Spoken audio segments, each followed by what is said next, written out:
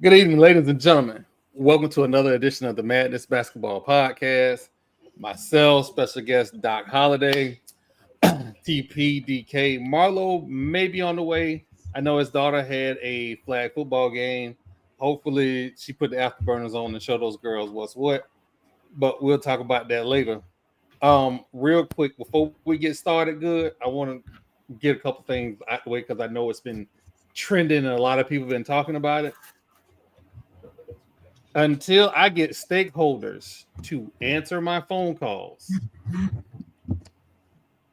and I deal with my own family issues with parents burying kids,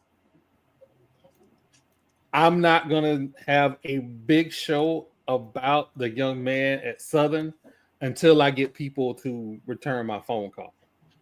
I ain't off script. I ain't ONG podcast.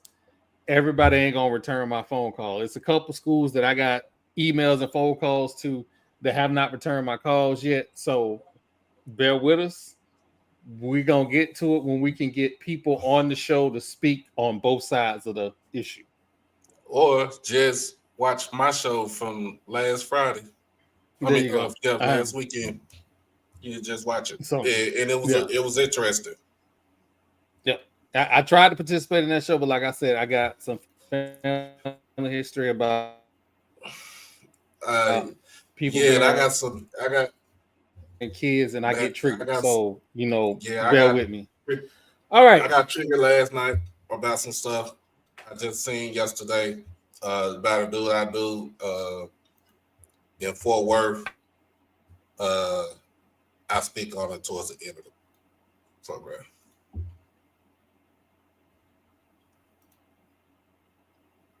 Or somebody might be delayed. Troy, are you delayed? I think Troy delayed. Or is it me? I am. Oh. No, it was me. I had one of my external hard drives plugged in, and it always do wacky stuff with my connection. But like I was saying, watch Doc's show. Until I get people to call me back, we'll get there. But I guess the news of the day. Well.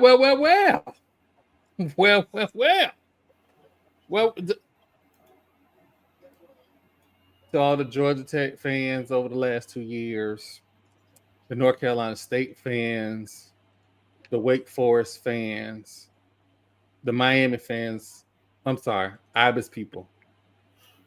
When y'all said that wasn't going to happen, that we were still going to have to pay them $700 million to leave the ACC. Y'all said the ACC was still going to go on without us. All that. Remember all that? It was all that. And then so. I want to be respectful, but I can't. I want to be respectful, but I ain't. When have you been respectful to the ACC?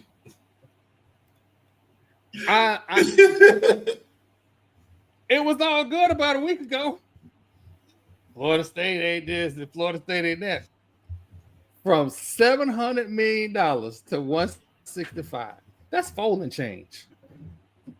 We got that in petty cash. What is y'all talking about? Now we got time to sit back and fill offers. Remember, right here on this podcast, we told y'all about the Clemson lawsuit. And nobody else told y'all about that first but us. I didn't tell y'all no lies. I told y'all the information that I found out as I found out when we could tell it. When we couldn't tell it, we didn't say nothing. We've been knowing for a while that this settlement has been coming. I didn't like the fact we was going to settle. I hated the fact we was going to settle, but we knew it was coming. And guess what, gentlemen? We settled. And if we hang around till 2030, we walk out the conference for a measly $87 million. I feel, you know what? I'm a TP, we normally don't do this, but I really feel like we need to start disrespect segment off right off the top. The disrespect segment. Uh-oh. Listen, it's been 2 years. I didn't bookmark no tweets. I didn't need to. I wanted to remember names and faces. And I added each one of you names and faces. McKinsey Law Firm in North Carolina. Hey, what's up? It's me. It's your boy. Real quiet now. Real quiet now. Shout out to Lohan Law, the people's lawyer. He been getting his off today too, letting people know exactly how he feels. He brought his receipts out. He kept his. But for those who don't know,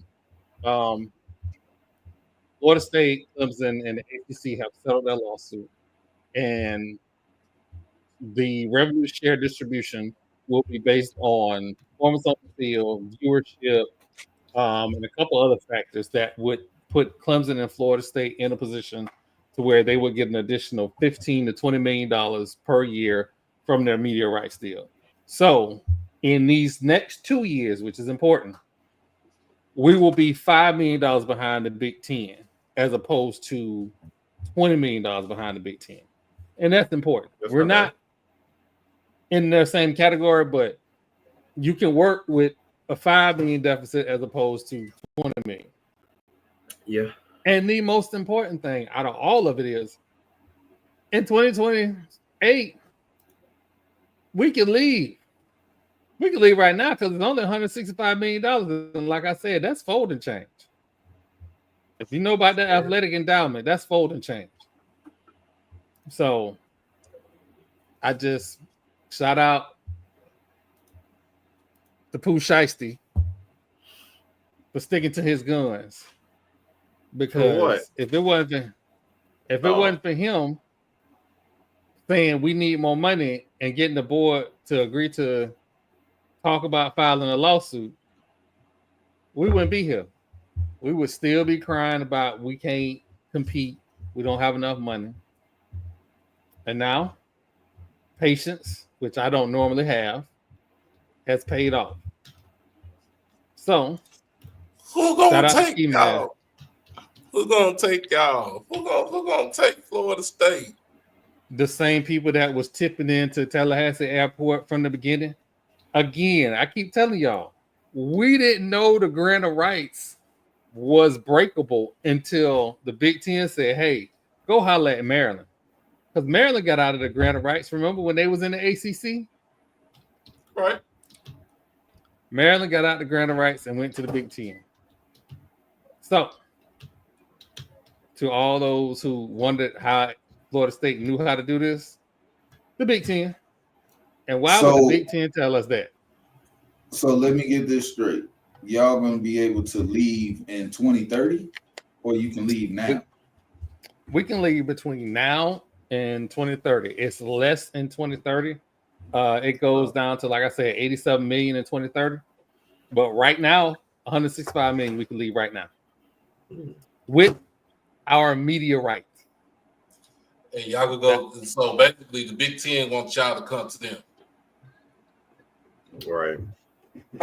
And then the way that you was talking, you said things about the revenue share for the ACC is based off of a lot of factors. It's not based off of every school getting an equal in the whole thing, like the Big Ten and the SEC, or even the Big 12, because the Big 12 is almost the same way too. Mm-hmm.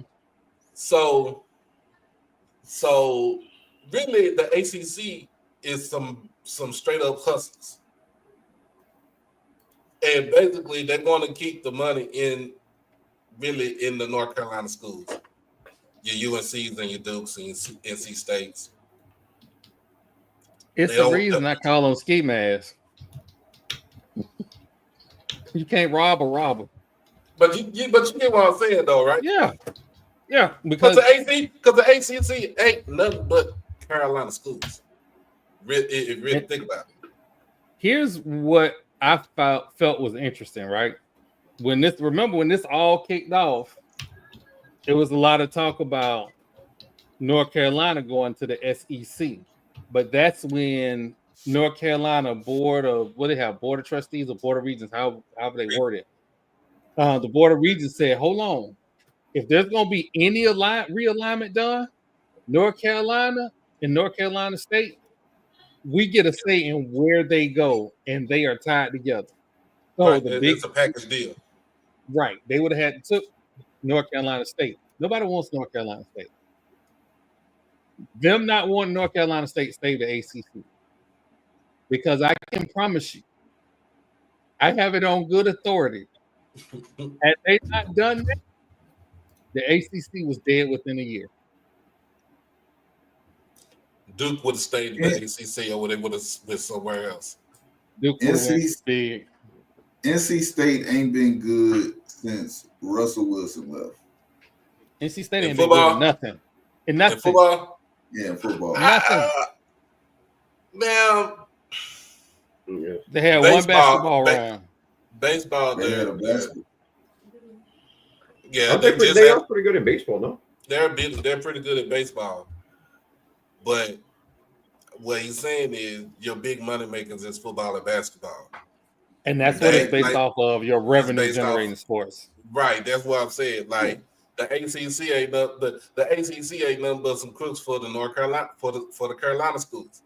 So basically, because Clemson feel like they ain't getting no share of the pot, and it's part of Carolina. I mean, it's in the Carolinas, but you're talking about UNC, NC State, Duke, and you add in Wake Forest up in that jump.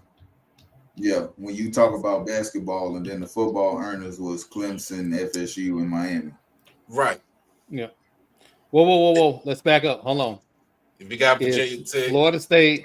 Hold on. It's Florida State, Clemson, then everybody else. Miami is in there, everybody else.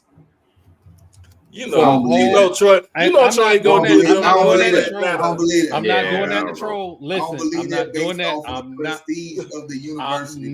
It's not on prestige. Remember viewership. I'm not doing that. They still generate 20 years ago. Going back to the 80s. Going back to Michael Irvin's. But their viewership is the issue. It's not that they're not. It's their viewership. It's not their prestige. It's their viewership. That's it. But I mean, they in a big. Ain't they in one of a bigger television market down in the Miami, South Florida area? So the problem with, and as I'm trying to get that dude to come on, like I said, the stakeholders, I'm trying to get this dude to come on. As it was explained to me, it's not that Miami doesn't have the market. It's not that Miami doesn't have the potential to be in the top 3. The problem with Miami is in their media market, they have other competition. That's their problem. So it is not. Believe me, I want to troll them, but they are in the top 5 when it comes to media marketing and all that. I'm not throwing them under the bus and just for fun. They are in the top 5. But this particular revenue share model, the top 3 get the most money. If we being honest, Miami was supposed to follow another school with filing a lawsuit, but they got scared because they can't just throw that kind of money away because they are a private school. They're not a state school. They can't play with their money like everybody else can. They got a lot of other people to answer to. And it's hard to, scream, oh, they doing this when you doing that. So Miami had a double-edged sword when it comes to that, because they can't get involved in these litigations, because then that's going to open the door on their own floodgates. Yeah, it's going to open up. It's going to open up, like when you approach a deposition. Okay, they have the opportunity to countersue and to launch their own investigations into whatever endeavors you've chosen to pursue. So they didn't want to go that route. They wanted the easy way, where you just accept it and then this is what we're gonna happen. But as soon as they start talking about bringing in the courts, oh no, we good. You know what I'm saying? It got real ugly. pop. You're right. That market is a top 10 media market, but they have more competition than everybody else does.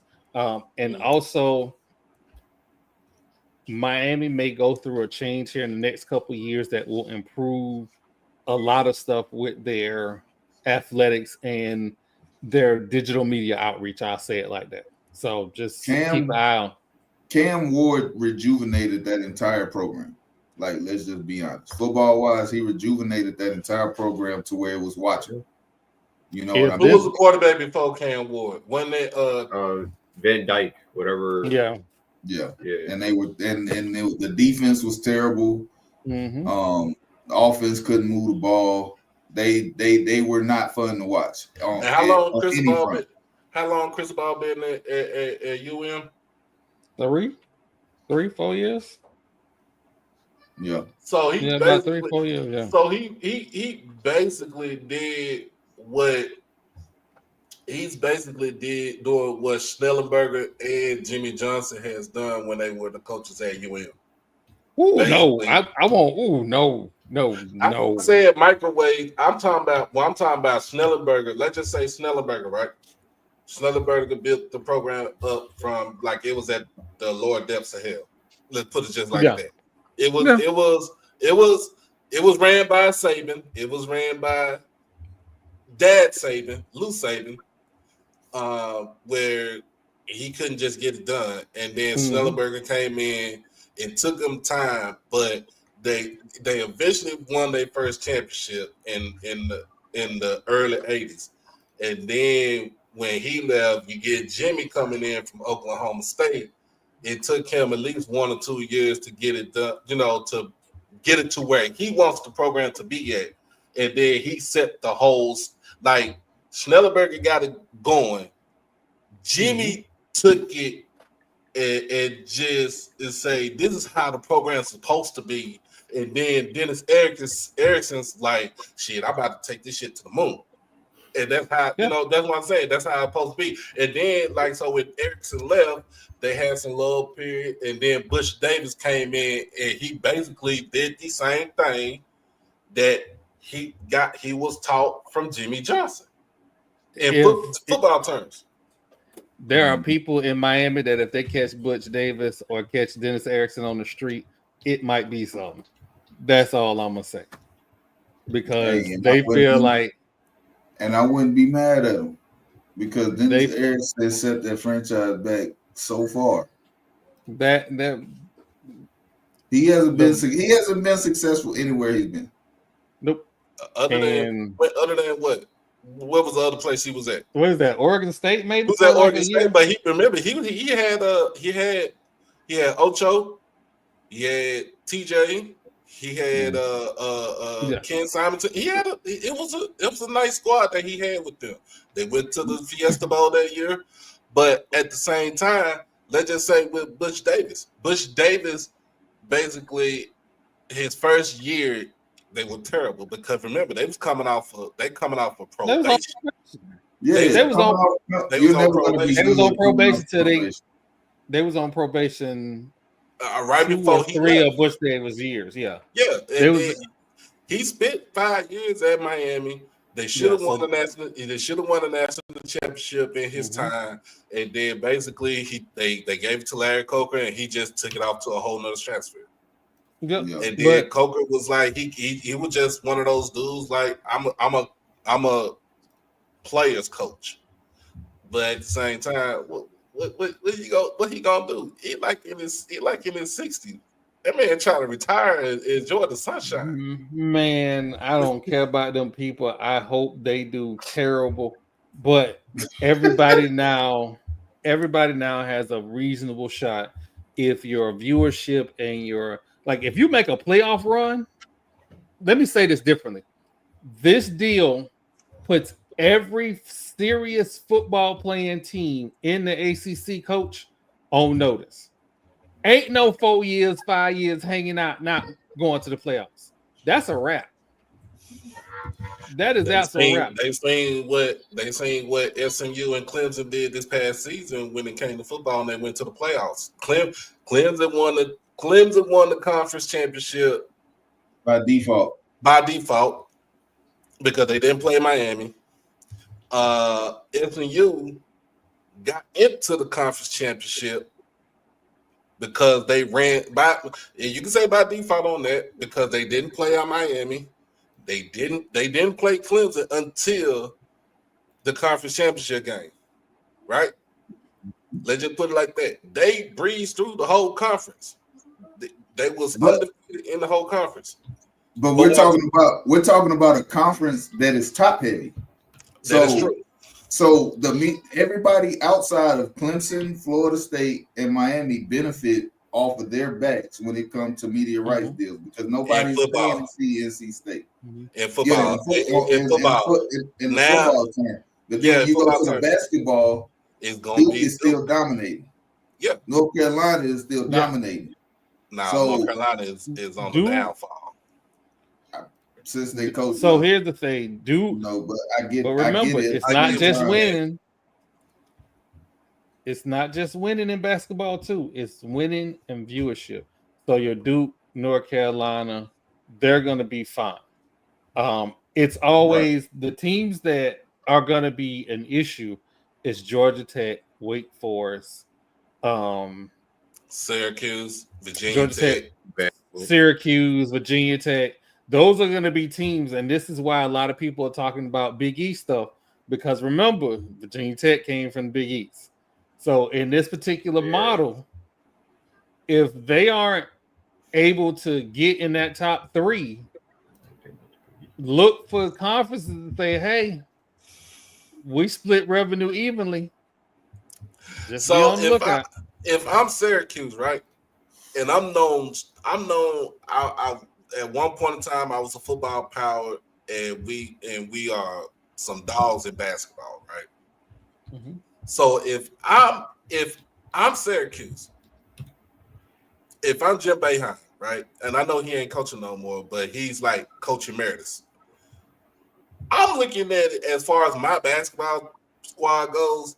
I'd rather go back to the Big East and go to another conference to play football in, all other sports.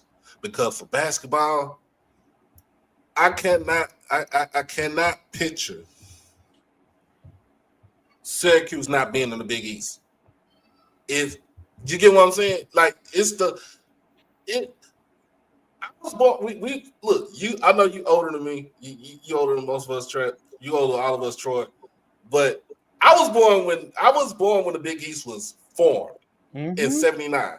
Okay, I'm growing up. When you grow up, you watch Big Monday on ESPN and stuff. You had cable, or if you had satellite.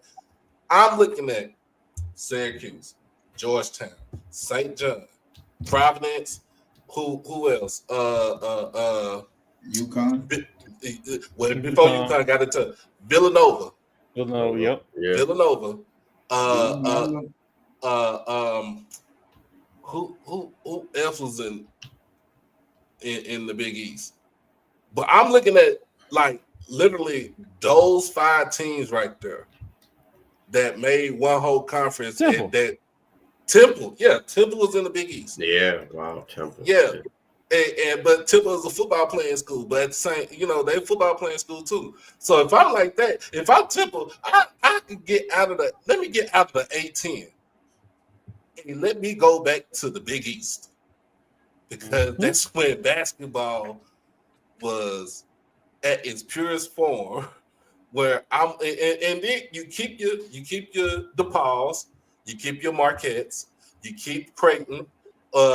You keep Boston College, and they was a Big East, and they were a football playing school too, and they was in the Big East. Let's put it like that. I mean, and they're not a public school; they're a private school. You know what I'm saying? Like I'm looking at like teams like that, and then you add in UConn. UConn made the best decision for their program and for their basketball program. Let me go back to the Big East and let my football team play in another conference. But see, UConn didn't really have a home per se, football wise. That is right. Nobody wanted the UConn football team. So the Big East accepting them as a basketball school definitely propelled them. And then you start to see on both the women's and men's side of the basketball, their programs started to take off. And hold on one second, guys. No,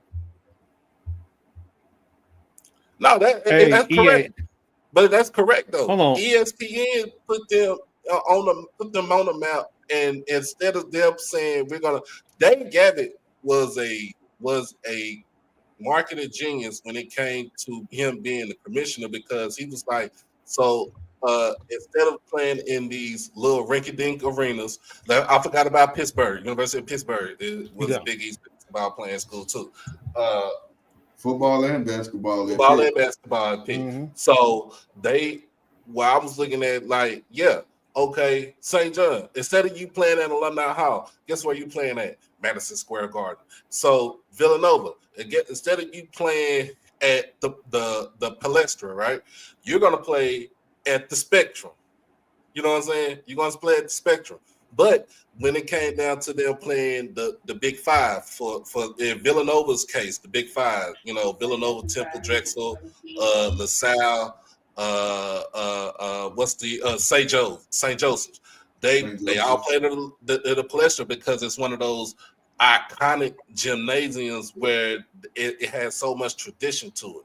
But if, like he was telling them, look, you're not playing in these rinky-dink arenas per se. Like DePaul was playing in what they playing on campus. They took them to All-State Arena and outside of Chicago. Marquette was playing in the not the Kohl Center, but in the Bradley Center. I think one of the stadiums that doesn't get the credit it deserves is the Carrier Dome. Yeah. Which is, listen, when we start talking about these media rights deals and who got money and who don't got money, let me be clear. Syracuse got basketball money. They got loan basketball money. When it comes to this football, it ain't a conference that got a Texas school in it. They got Texas school money, not NAM. Please understand this. Nah, it's just two of them. Right. It's just two. I'm gonna say this. SMU get to bring all their dark money from back in the day into the daylight. What is SMU known for? What do they graduate the most? Business. Doctors and business people. Doctors and business people. You can't tell me that SMU still ain't got bread. Their alumni list goes dumb. They got long money. Remember my birthday tip was $520 from an SMU booster attorney. So let me just understand that. They got long money. Shout out to that lady, by the way. And now that NIL is a thing, they have long money. They have returned. You remember that? But look, we was just talking about the Big East and Syracuse and all that. Mm-hmm. Let's not forget the money that has been generated over the decades from their basketball school is now being able to be funneled into the recruiting process for the football team. Yep. So you got to pay attention on all fronts, because that's why Syracuse went on. They had a good season. They might be back. Low key. You know what I mean? That's a team to watch going into next year, especially because they retained a lot of their key players. But this is what I'm saying. Like this.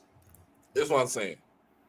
Like just like Troy said, if it ain't a school, they got a Texas in front of it. It ain't number two of them things.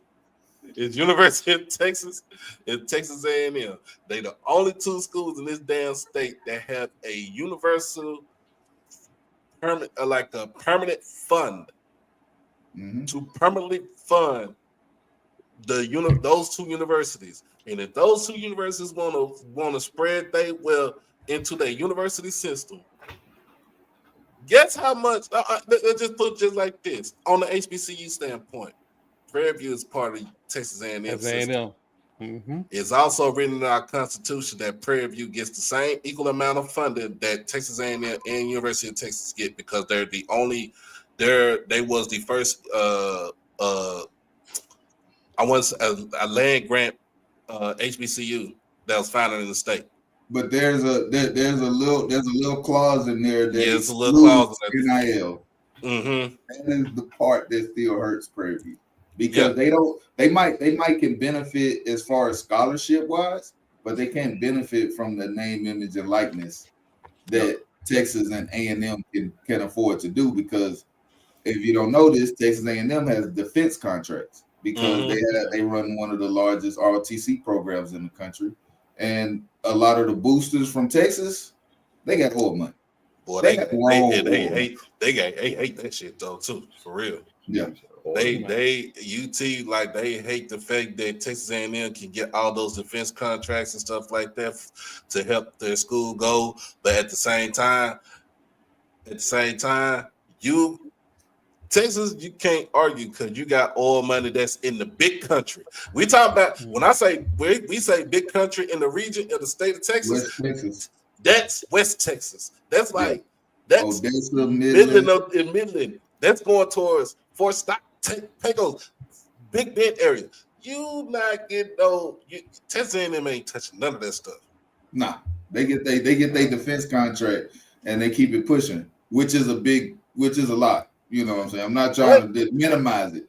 No, because it pays for a lot of things. I don't know if that's going to change with the new Secretary of Defense, Mr. Hesworth, or with the Department of Education being abolished. How would that affect their defense contract? Because but also Texas A&M got oil money too. Remember, they got oil money that's spread over towards Beaumont, Port Arthur area from Spindletop and stuff like that. So they help fund that too. Ain't your boy daddy oil baron Johnny Manziel? He was in the oil business. Yeah. Okay. Hey, we're gonna take a real quick break and then we're gonna get into some somebody need to explain to me something, because to have Larry Vickers not be the mid-major coach of the year is we'll be right back.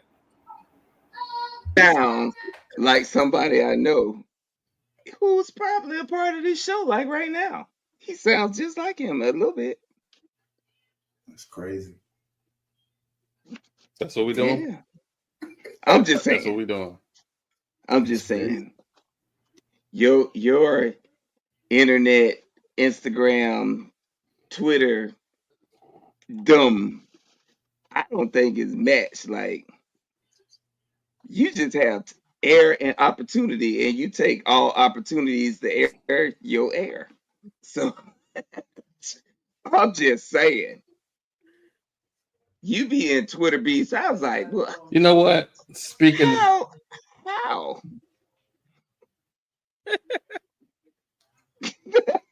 They started. I'm amazed. You in Twitter beats with 12-year-olds. I don't even know who do that. Should start. Don't start now, won't be nothing. Speaking of Twitter beefs. So you sound like you talking to me. Hey, yo, how you with 12-year-old, bro? It don't start out like a beef. It just, okay, so let's just go ahead and tell it. So back when I played Xbox heavy, I would post my clips against these churn, because these churn used to get on the mic and want to talk noise and send you little messages. Like, dude, I'm a grown man. Quit talking to me. So I used to do what I call make t-shirts. You want to talk, now you a highlight. And I made sure that gamer tag was up in the right-hand corner of that highlight. So I would make t-shirts, and it would be people that want to go back and forth. And there's the whole thing about I told the little boy that, I dated his mama in college and all of that. So, I mean, it happens. Sometimes you get a little beef. What's going on, Iceman? It just happens. It just happens. Hey, man. Put them on a t-shirt. It happens. It happens. Like I dated your mama in high school. Hey, so You know how I'm trying to be a better role model for Ash. Yo, boy. Ash is like, we've given Ash some rules of the road and how he conducts himself. So there's a little black boy, who was using racial slurs and called my child a black monkey. As he's telling this story to his mother, I'm not on speakerphone, but she's listening to me respond to his story. And just off a natural reaction, I just blurted out, "Tell that little boy his mama like me." What? And apparently Ash heard that. So I had to get him on the phone and be like, "Don't tell that little boy that." You got in the doghouse instantly. It went. What did you tell? What she said to tell him? Because I said, "Tell that little boy his mama like me." But again, I had to get my child back, reel that back in, be like, "Don't tell that little boy that. That's not nice. I shouldn't have said that. That was a bad moment on my part." Because again, I'm an older parent. I ain't in this new generation parent. I'm an older parent. Hey, what's going on, Mr. Hunt? I'm an older parent, so I'm having to learn the new school parenting rules as I go along. Some of them are easy. Some of them, like I'm still the fuck around and find out parent. Like I can't do nothing about that. That's just in me. So, but that being said, speaking of, so I live on one rule, and this goes for all the parents out there. You better teach your kids to be kind, because I teach mine to swing. How do you teach us? We don't take disrespect lightly. You can fuck around and find out. Yep, exactly. But I ain't raising no bullies either. So if I get any word that you being bullied, you're gonna have to see me. And I can be the biggest bully you know. So please don't do that. I told y'all, bullies get bullied. I told y'all, I'm the last. Like my mama's the last of the original crash out. I got her gene in me, so you gonna mess with mine? I got one. You know, I got already one that's grown, but it's that 10-year-old. She'll call me and she'll text me. She's like, "Daddy, somebody messing with me. Do I need to make an appearance at the school?" Because once they see me, sure, you see me in person. I'm already 6'4", and I weigh a good 290, 300 pounds, man. You look like he gonna suit up right now. Like I'm telling these folks about their kids. Y'all don't want to see me at that school. And luckily, my ex-wife be like, "You don't have to come down there and do that." I said, "Nah," because sometimes you gotta show up. Sometimes kids you gotta show these kids, and then you also really gotta show these parents that you mean business about your seed right there. So, and if I'm gonna be calm, I'm gonna be cool and collected until you raise your voice. That's when I get ready to crash out. You can see me outside. I don't care who your daddy is. I don't care who your uncle, your granddaddy, your cousin, your brother, your stepbrother. We're gonna have to go. We're gonna have to move on. You can see me outside. Hey, everybody can get it. Hear me when I say this. On site. On site. I don't go outside. I don't change venues. This ain't no change the jurisdiction like you could apply for in the court. No, on site is on site. But I'm move on now. So the little HBCU mid-major poll has ranked Norfolk State women's basketball program at number 5. That same organization also does not have Coach Larry Vickers as a Coach of the Year candidate, even though, what is it, a 26, 28 game win streak at home? 26. So I'm trying to be judicial and be politically correct, but there's some bullshit. You see what that man doing down there. This ain't like this the first season them young ladies done won the conference. It ain't like it's the second season them young ladies done won the conference. It's what, this the third year in a row? Yeah. So at some point, and I'm not saying that he should get the recognition that somebody at a Power 5 should get, but he should definitely get a mid-majors recognition because they're a mid-major school. Mm-hmm. They play a big-time mid-major schedule. They have dominated their competition. So I'm not sure what the issue is. And I ain't want to go here. But since we're having issues with people recognizing HBCUs, there was a tweet put out today. Yep, let's talk about it. That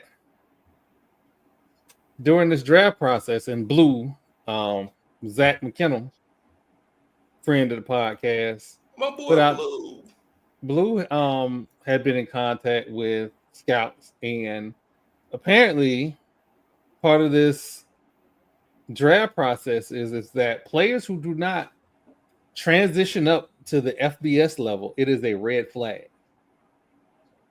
So the message that this sends is that if I go to your HBCU or FCS and I don't go to the FBS, it's a red flag in the draft process. Now, this ain't new, because remember, Fred McNair, after he made his run and had his Heisman votes and all of that, people actually said out their mouth, why he not playing on the D1 level. They was actually saying that. With their chest. Steve? Yeah, they were saying it in public, so this ain't new. Yeah, this wasn't new. Yeah. But stop until our children get drafted. Stop announcing these scouts at your schools. I know why you're doing it. And it's a good reason why you're doing it. You want recruits to see that scouts are coming to the school to see you. But the scouts are letting the world know we're not drafting you. So if that's the case, unless you have a direct relationship with the scout and you know he's really working hard to get an HBCU or FCS kid drafted, stop announcing them people at your practices. Stop announcing them people at the spring games. They haven't earned that respect. And I'm sorry. The few that are saying this out loud have not earned the respect of HBCUs and FCS schools. And unfortunately, the many have to pay for the few. We got to stop giving everybody access. We just got to. So I'm gonna piggyback off of you, man, because I had put something down under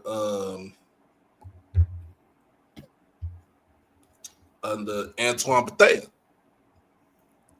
Howard Great, long-time NFL veteran, right? So he basically just said, quote unquote, bullshit. So because I don't want to leave the school that believed in me from the start and actually gave me a shot, that's labeled as a red flag. I bet the scouts are anonymous too, huh? Not all, but some scouts don't know what they're looking for when visiting FCS prospects. Now, don't we got an FCS prospect from the HBC level that was at the combine this past weekend? Only one. Offensive lineman. From Alabama A&M, Carson Vincent. He's going to get drafted. The measurables is out the wazoo. He's going to get drafted regardless. Don't know where, don't know when, don't know who. But he's going to get drafted regardless. He's supposed to. He's supposed to. I put in a tweet, and I've always believed in this. If you good enough They're gonna come find you. Even Ocho said this. Ocho, y'all know Ocho. He started his career. He started his college career at a JUCO in California, Santa Monica. Then he went to Oregon State. But he said if he would not have went to Oregon State or Santa Monica, he would have ended up at FAMU because he'd have relatives and family all went to FAMU. Understandably so. But he said if I'm good enough to go to FAMU, they good enough to find me there, I'm good enough to play in the league. There has been plenty of times where we figured this out that at our FCS level, HBC level, football teams, that we have players that are good enough. The last time you seen somebody that you seen two players from an HBCU get drafted in the first round was my alma mater, Jackson State, with Sylvester Morris and Rashad Anderson. We had plenty of players. We got plenty of players that went to who was the last one drafted in the first round? Titus Howard? Yeah. Alabama State. Mm-hmm. Teron Armstead, Pine Bluff. I mean, like, come on, man. To me, oh yeah, he do love Prairie View too. I forgot about that. Yeah, his daughter. Before his daughter went there, he was all FAMU. But He's yeah, all when his daughter went to PV, yeah, he switched up. But at the same time, stop discounting us. You know what I'm saying? Like, stop discounting because we go to a Montana State or a Jackson State or a FAMU or North Carolina Central or something like that, that these players, they want to go to Alabama. They want to go to University of Texas. They want to go to, University of Oklahoma, LSU, Ole Miss, Mississippi State, Florida State. They want to go to these schools. Maybe they didn't have the circumstance. Maybe they didn't have the grades. Maybe they were some little knuckleheads like Randy Moss was at first. He's supposed to go to Florida State, Notre Dame. Guess what? He got in trouble. He got busted for weed. He ended up at Marshall. Marshall was a Division I AA school before they went up to the MAC. So guess where he got drafted from? He got drafted from that small school right there. Stop playing on our top right here, man. For real. Stop, seriously. Stop playing with us. So what's the headline? What was the headline in question? It was Blue's tweet was basically, and I'll go back to the tweet because somebody just I got you. jumped. You got the tweet? Yeah. So Blue said he heard this feedback from multiple scouts I talked to at the Senior Bowl and HBCU Legacy Bowl. FCS prospects that do not transfer are labeled as potential red flags. Were they scared of better competition? That's one of the questions that they ask. Are they not good enough to play at that level? That's another question that they ask. These are the questions about prospects that do not transfer to the FBS level. It's going to get harder for FCS programs to retain top-level talent. So basically, but the original tweet came from Sam Herder. Sam Herder is the man for FCS. He said, while nearly 80% of FCS all-conference players return to the FCS team and don't transfer, the number of NFL draft picks from the FCS and G5 will be declining as the top-tier talent trickles up. Of the 329 players invited to the 2025 NFL Combine, only 22 were from the G5 and 7 from the FCS, or 13 from the FCS if you count guys who played at least 4 years in the FCS before grad transferring to the FBS in 2024. I think it's fair to include grad transfers on the FCS list of combine invites / draft picks. So he also said that it's frustrating because they'll lead, let's say, San Jose State or Louisiana Tech or something, and they end up being a backup at a Big 12 school or a Big 10 school, and you think, wow, they got paid and they're not even on the field. Many FCS examples of this too. So this is what he was saying. That's from Sam Herder. Sam Herder was like, these teams, these schools are trying to compete and win, right? On the FCS level, on the G5 level. We know on the G5 level, you're not playing in the national championship, you're not playing in the college football playoffs unless you are in the top 10 in standards. And your strength of schedule is the shit too, right? So that's the reason why you have a Boise State that was in the top 10 that played in the FCS playoffs. I mean, in the college football playoffs. So let's stop discounting these other schools, these other programs, these other conferences because they're trying to do the same thing that everybody else is trying to do. They got coaches that get signed these contracts. They're trying to win. They're trying to win at all costs. So I seen that, earlier, and I started thinking about, how I feel or, what I've seen, and you have a higher percentage of getting drafted by moving to a bigger school, and I can understand why a player would want to transfer if he has a bigger opportunity because of the market. FCS schools don't have the same market as P5 schools. We know that. But at the same time, I don't think it should be a negative or a red flag for a player if they choose to stay, because there is this thing called loyalty. And everybody isn't loyal to money. Just because you are doesn't mean that the same model doesn't work for everybody else. Because there are some players that go to these FCS schools based simply on the fact that that's where they want to be. Talent aside, they are where they want to be. They are where they are comfortable. And when we try to put everybody in the box, which is what society continues to do on every level, is we put people in a box, and then you think that if they don't operate a certain way, oh, that must be them. Oh, he didn't transfer, he ain't good enough. That's not it. Don't put people in a box. And the guys that do transfer, I don't think should be looked at negatively because they are going where the opportunities are. Like I said, some people chase money, some people chase opportunity, and then there's this thing called loyalty. There are all these things that a person has the right to pursue. But when you start trying to label people, or you put this, oh, they're red flags if they don't transfer, now it seems like you are trying to be a big proprietor and forcing these kids to transfer up. And you're making it seem as though they're undraftable if they aren't making these moves because it's the business aspect of it.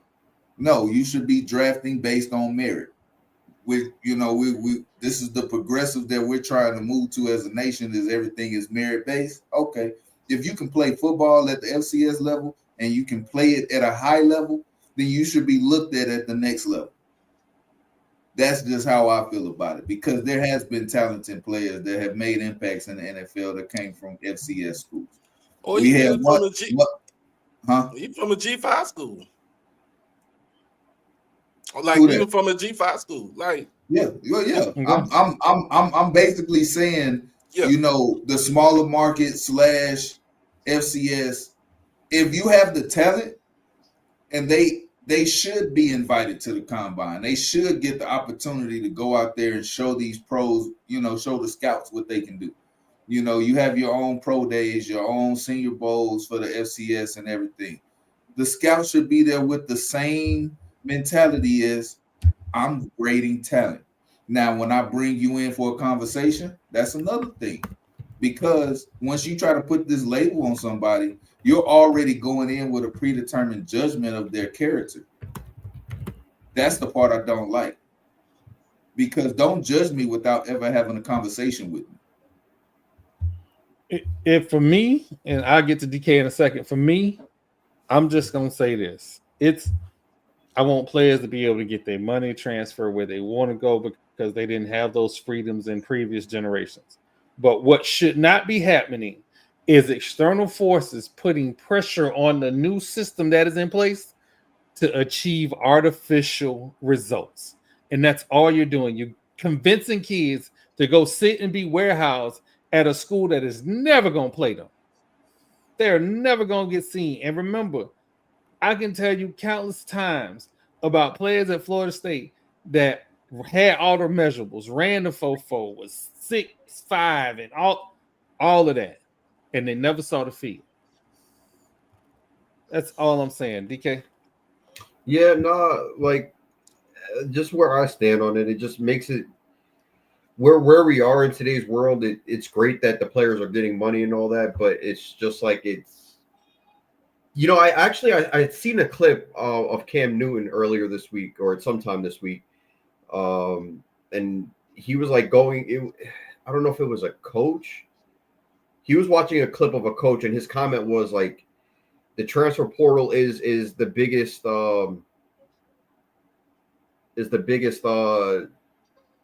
like setback or biggest is going to be the biggest reason that these kids that are coming out of high school and all that aren't really going to get so many looks. So what do? They go to a school that they could actually play ball at. So it's a tricky situation and a tough thing to kind of like navigate and have to deal with in real time, having to, instead of like looking at it from an outsider's perspective years down the road or whatever, we're having to like kind of go through this in real time, and there's no manual on what's right and what's wrong. It's like you got to kind of figure it out on your own. Everybody's situation is going to be kind of different. So like you said, to have the freedom to kind of make your own decision, I'm glad that we have it, but it's tough. It's really just tough, man. Like I say, it's all about opportunities, because if going pro is your ultimate goal and you have the opportunity to actually play at a higher level, you would want to go and compete at that higher level. If that's what you're chasing, like I said, everybody has their own motives, but that doesn't discount anyone that chooses to stay at an FCS school or a smaller market school. They should get the same look. If you are going out on the field and you're competing and you have the measurables, even if you don't have what they call elite talent, I'll take a great football player with medium talent, because you can build that up over somebody who's already feeling like they own the world. They don't show up to practice. They're a terrible teammate just because they're good. That's not what you want in your locker room. So, to look at somebody at those smaller schools and say, "Oh, this is a red flag. They didn't transfer. If they were good enough, they would have." No, that's not always the case. They maybe was good enough. They just chose to stay. And when it comes down to playing the game, they're elite at it. Football is a sport that transcends levels. If you're good at the high school level, then you go be good at the college level. Once you get to the pros, it's a different playing field, but at the same time, if you can play, you can play. And a lot of these kids just need the opportunity to show you what they can do. And then when you start slamming doors in their face based on shit that ain't got nothing to do with football, that's the part I don't like. And I'm looking at it like this. Like I started at, I said Randy Moss, he was at FCS Marshall before they jumped to G5 status, right? Let's look at some more players. Josh Cribbs was at, he was what, quarterback at what? Kent State? Kent State. Yeah. Julian, and when he got drafted off potential. He switched from a quarterback because he ran the option to a receiver. Kick returner, punt returner. And became one of the top 5 best returners in the history of the NFL. He's top 5 all time. All time. Julian Edelman. I'm sorry. But remember, also that's happening in real time, the 40 time is getting devalued. Actively getting devalued. As it should. And it should. As In the only Hear team me out. that Hear me out.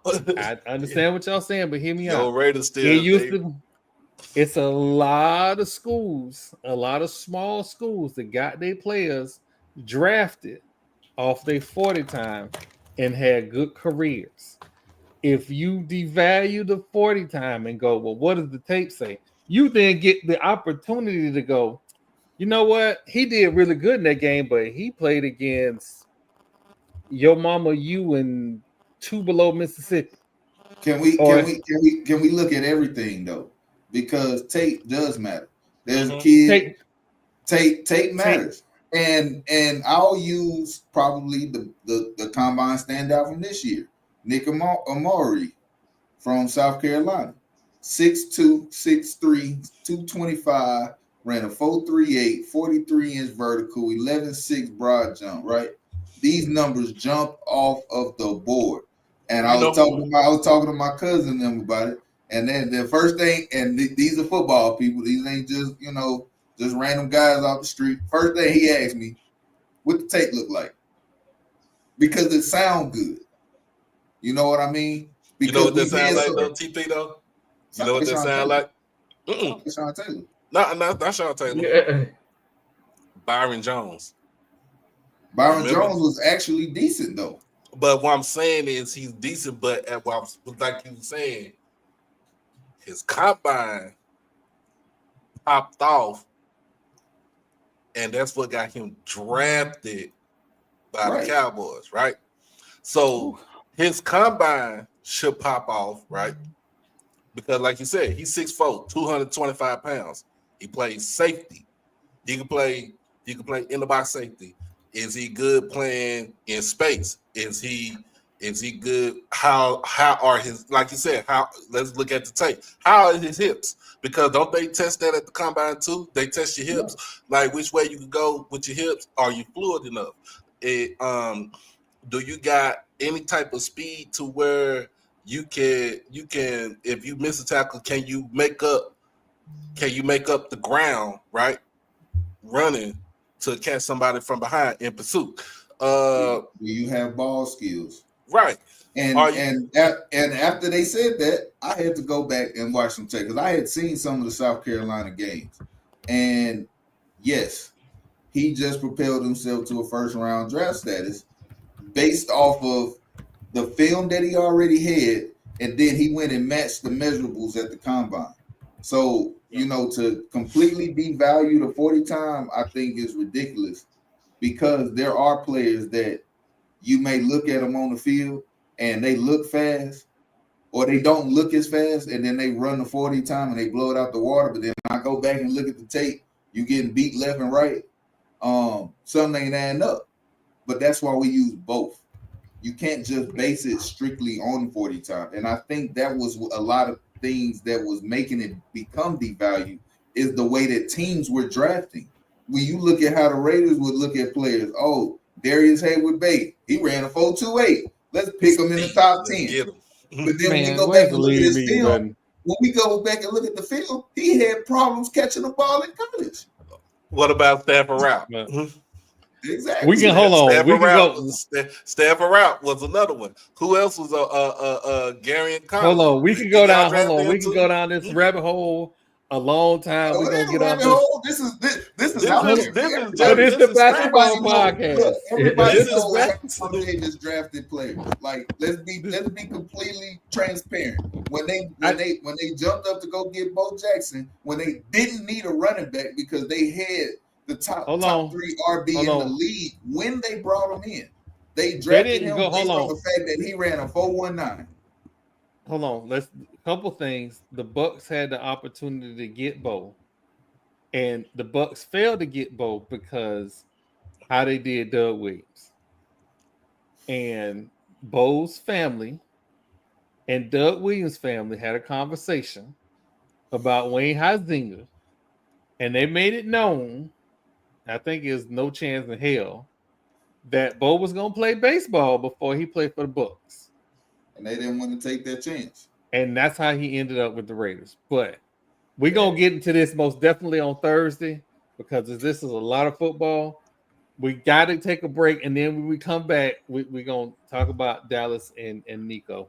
Yeah, I got some shit to say. Oh man, don't start now. Won't be nothing. Speaking of Twitter beefs, so before the new year, I was awakened to Florida State news that I had not expected. 6 former Florida State basketball players decided to sue Leonard Hamilton because of missed NIL payments. And at first, I didn't know how to respond because I didn't have all the information. So shout out to Fries No Slaw, TJ Pinger. His podcast has had attorney Rohan on and explained all of the facts of the case. I don't care about who wins the case, who's right or wrong. What I care about is that there are coaches, the head coach, one of them, sending text messages about payments to players from the NIL collective. Wait for it. Fucking Rising Spear. For those who don't know, Rising Spear has been suspended from doing business with Florida State for the last year. I might have broke up, so let me say that again. Rising Spear has been suspended from doing business with Florida State for the last year. Apparently, Rising Spear was supposed to pay each of these players $250,000. Again, I want to start off by saying, fuck Rising Spear, their CEO, and everything he stands for. I hope he stub his toe every morning at 3 a.m. when he wake up. That's how I feel. Man said 3 a.m. every morning when he wake up. Yeah, like people, if you know me, Rising Spear has been the bane of my existence since their appearance in NIL. And again, they are supposedly closed for business, not ever going to do business with Florida State, thank God. On a lighter note, it seems that Sam Cassell is the front runner to replace Coach Ham. And that'll be great because Sam Cassell, Baltimore, Maryland, PG County, the DMV area, great Florida State Seminole, a very good pro and a very good college coach. I mean, pro coach, assistant coach. So if that happens, listen, y'all gonna hear me singing to the mountains. I don't want to get too excited because you know if I get too excited, then the crash out is right behind it. Getting to the NBA, I was not mad about the Luka trade. However, in hindsight, with Kyrie going down, and you raised season ticket prices on the fans after you just told a bunch of fans that you will refund them their season tickets. I don't know. I might have to rethink my position.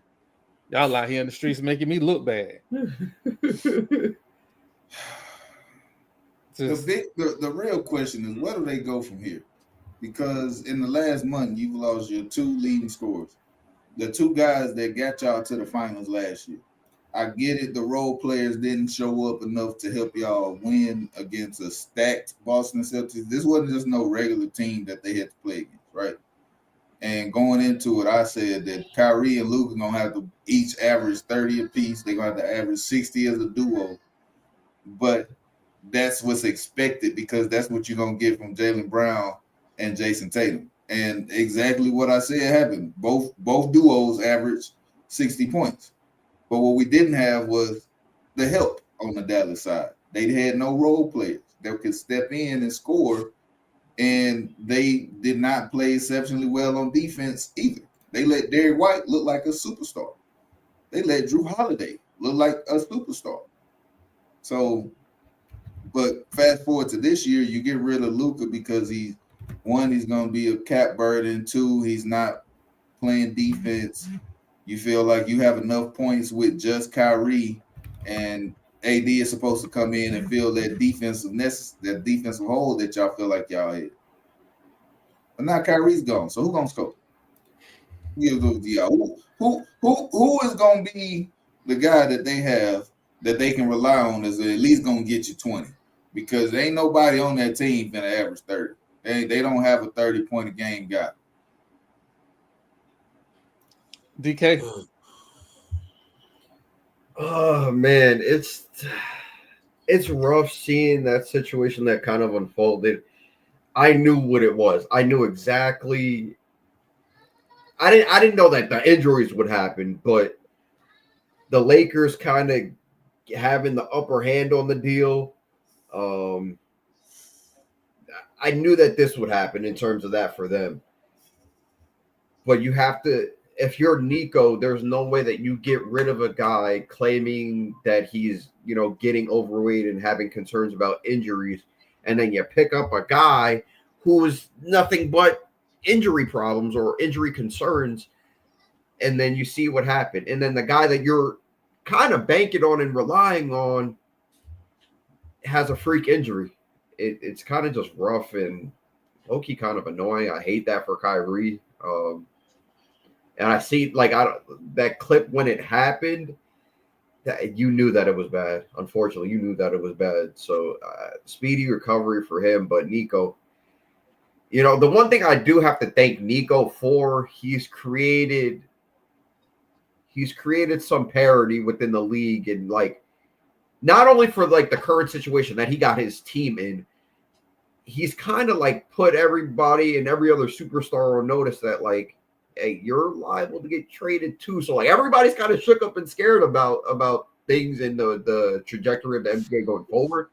And I'm kind of for it. Yeah, you know what? Give the power, or a little bit of the power back to the front office and the ownership group, because I don't know. It makes for a more entertaining product if they have the power and the players don't.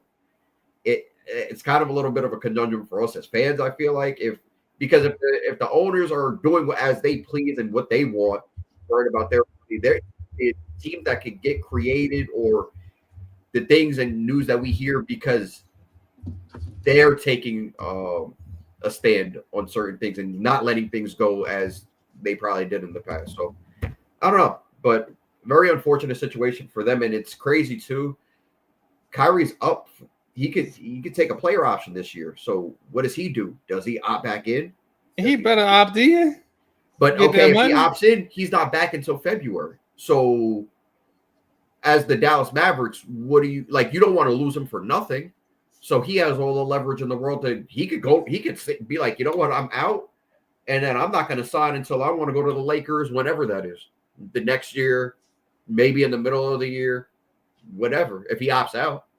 So the ball in Kyrie's court is just, hopefully he gets well soon. That's his biggest thing.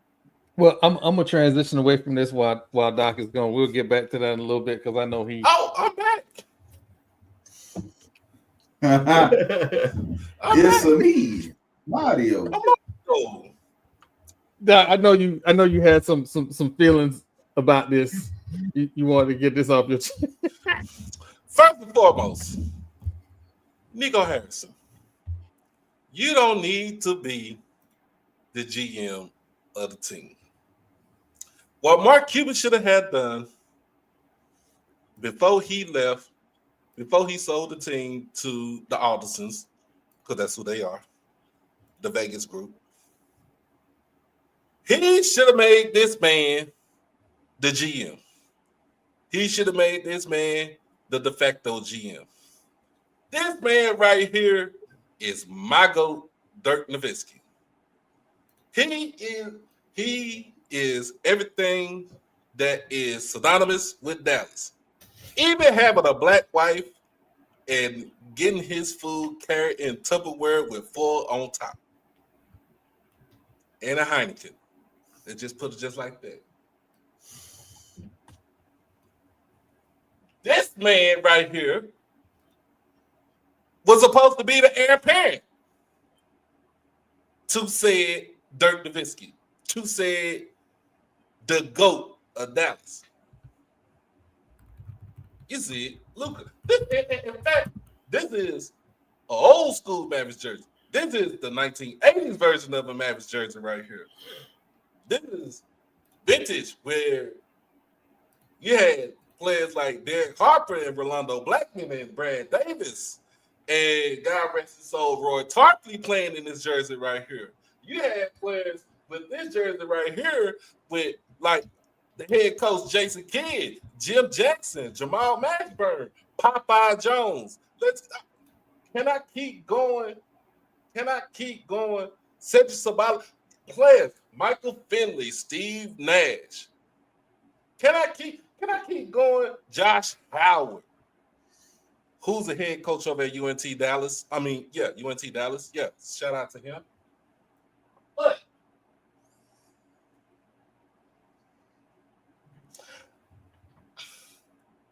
I need big screen on this one. He's gonna crash our career.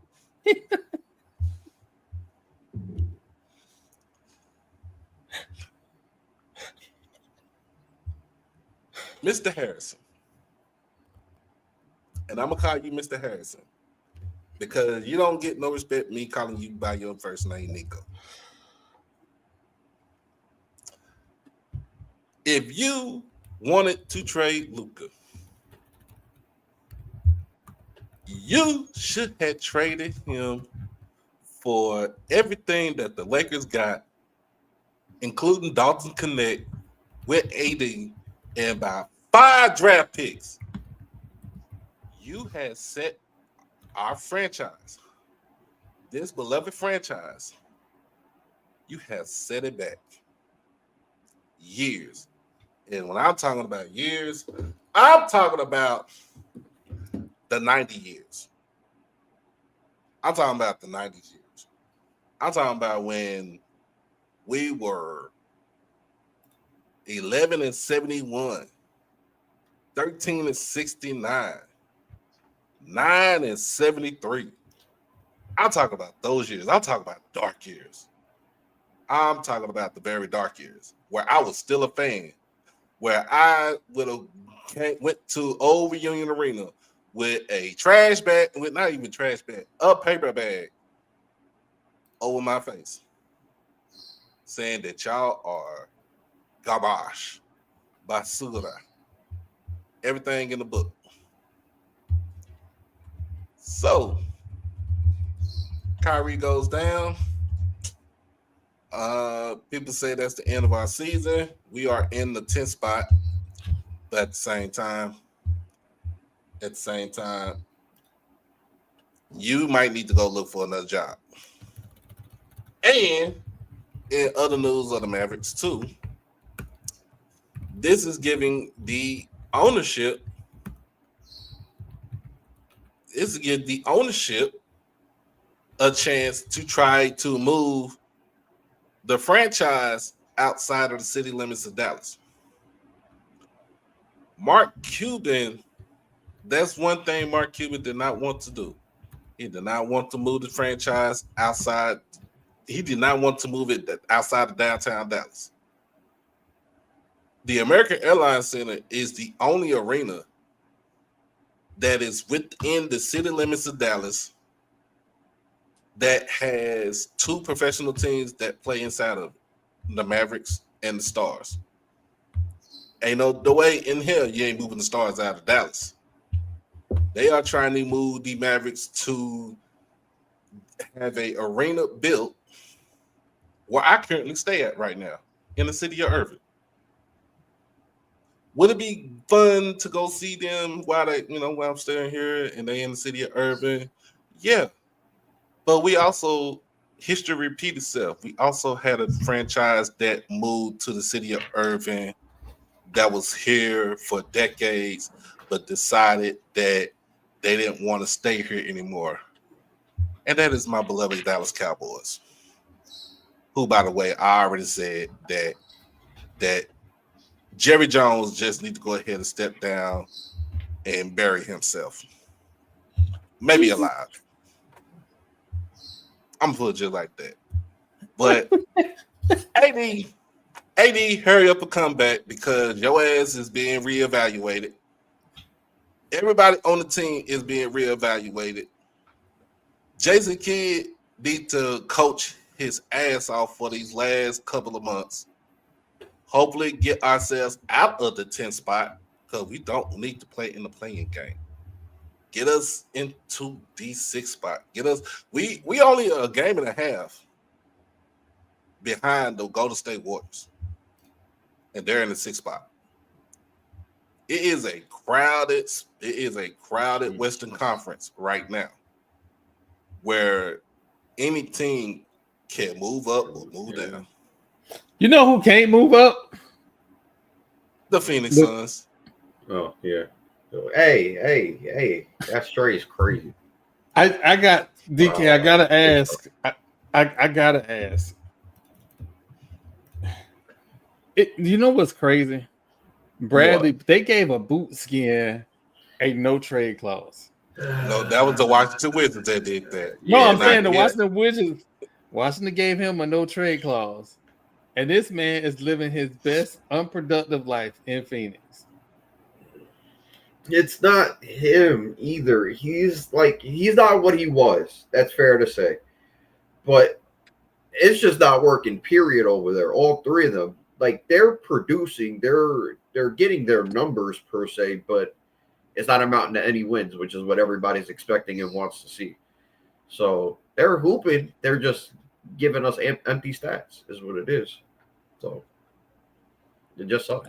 I don't even know. I ain't got nothing to say about them. They suck. I'm gonna say this. Can I say something? Go ahead, TP. Go ahead, TP. Mavericks are cooked. Well, in what way? Put them in the oven. It's over with. They definitely are.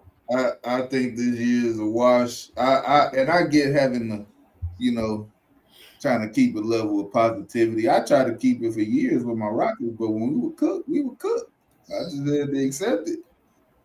The best thing you can do now is try to posture yourself to improve the roster next year. The roster and the roster is not even that bad if you look at the roster right now for the Mavericks. It's not that bad. Now I'm gonna tell you just like this.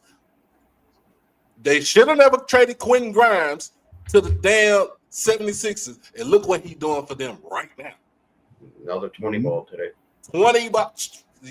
I got him on my damn underdog app. I say he gonna go. I say he gonna get 30. Yeah, I say he gonna get more than 20 tonight, and he gonna make me some money. But at the same time, I'm getting rid of Dinwiddie, dead space. I'm keeping Exum, keep him because he's a good point guard. He's a good point guard.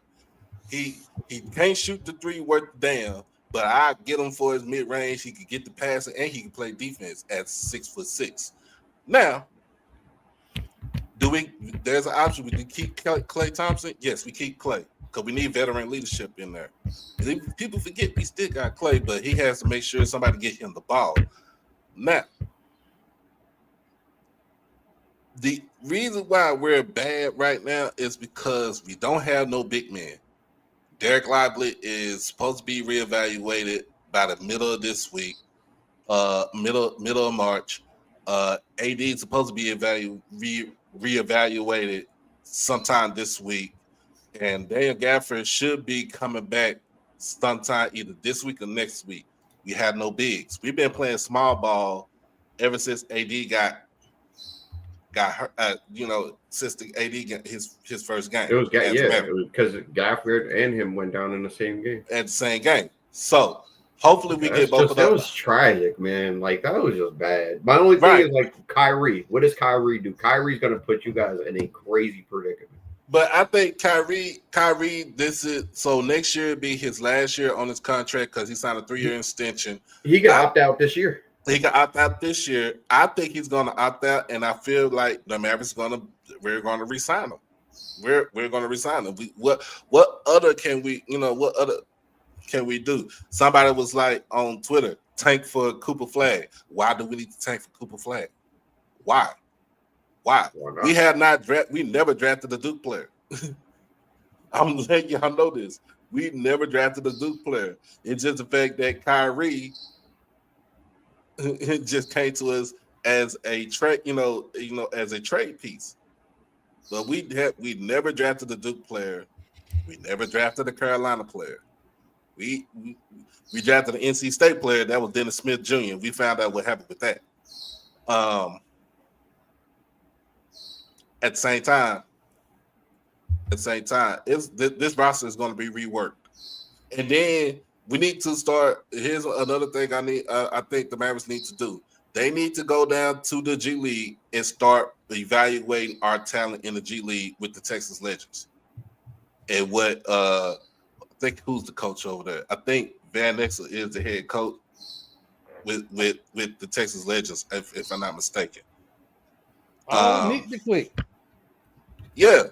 So we need to go and evaluate some of that talent down there, and we need to get some of those guys up and get them NBA ready. We need to do that, like seriously. The other thing we need to do is make sure that we have is just in case Lively goes down again, we need a big man. I think we draft them instead of getting them in free agency. No. This playoff push is gonna get real interesting. I'm gonna say that this playoff push is gonna get real interesting. Kind of like these conference push, the last week of the conferences. We're gonna get to that right after this break, but it's been a while. It's been a while. I think this little commercial break should bring some joy to some people's faces. Yeah. Still, what the hell is that on the screen? That should say BCU donation fund. We're going around the whole sweat, Marlo. Why in the fuck is it under my picture?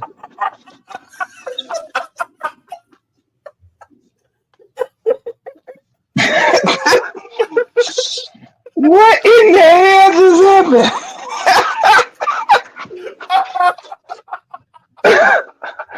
My bad, y'all. I tell you what, Marlo will never hesitate to alienate a whole fan base. The fact that he said "my bad," just all right.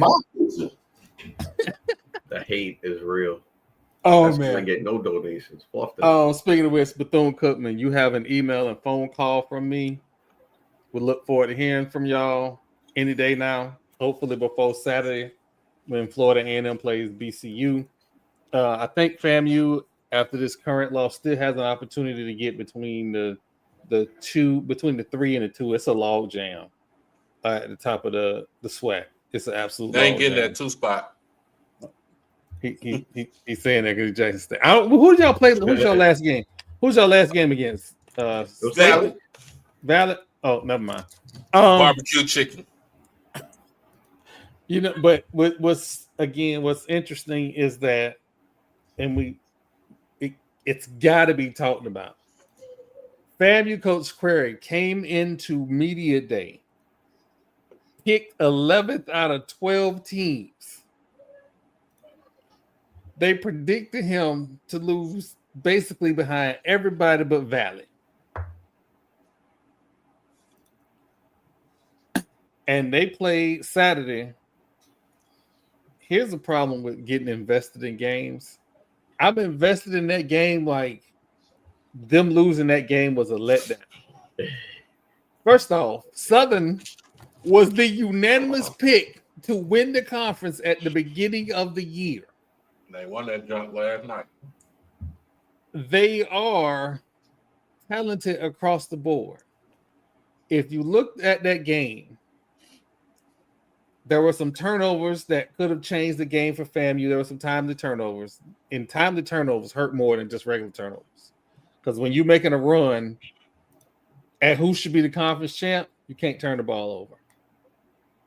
But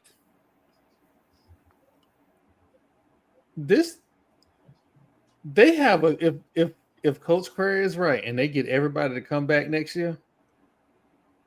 Remember, a lot of his players that came with him were not D2, they were NAIA. So they get additional years. He can bring the whole team back. But my God, when they got in their groove and started letting them threes fly, the game got real interesting. And to only lose by 3 last night. I know I'm the main one to be talking about moral victories, but come on, man. If you watching that team go from where they was to where they are now, oh, it's night and day. Absolute night and day. But so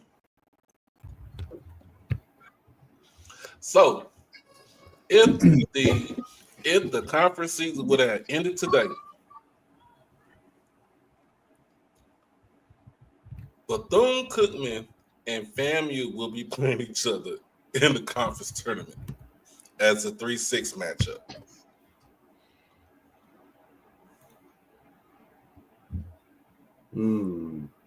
Man. Bethune-Cookman, give me a call. Bethune-Cookman will be playing FAMU in a 3-6 matchup. Texas Southern, Alabama State will be the 4-5 matchup. Jackson State and Southern will be number 1 and number 2 respectively. So 7 through 10 will be Alcorn, Grambling, A&M, and Prairie View.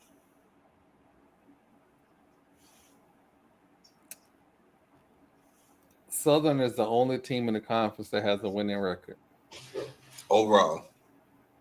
FAMU plays Bethune-Cookman at the last game of the season, just like last year.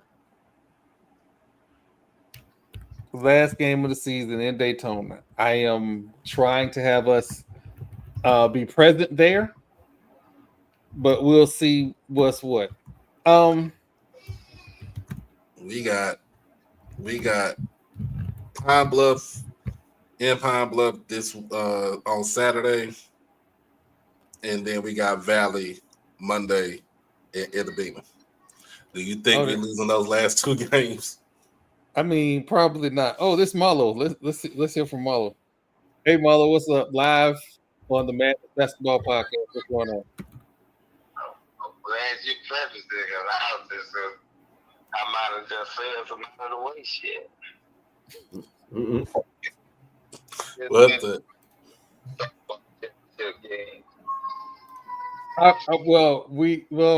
We still live. We got a few more minutes. You can hop on.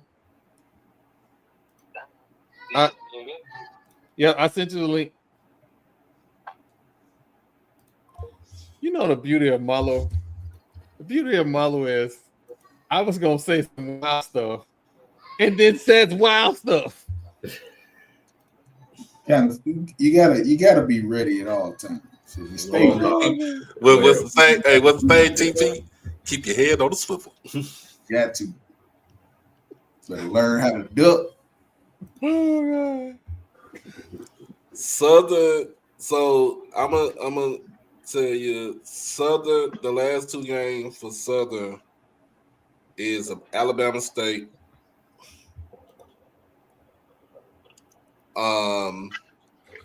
They play Alabama and Alabama A&M.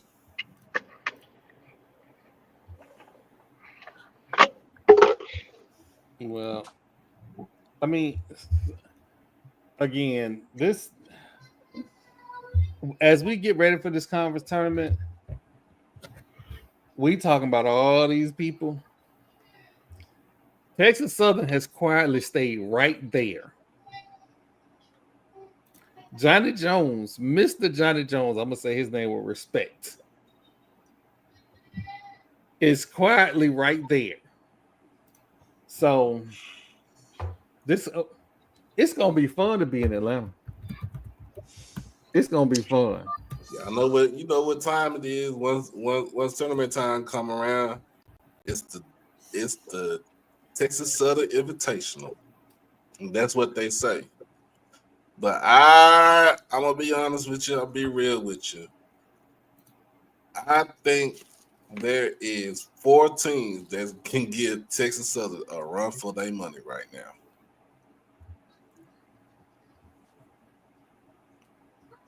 And 2 of them is in the state of Florida.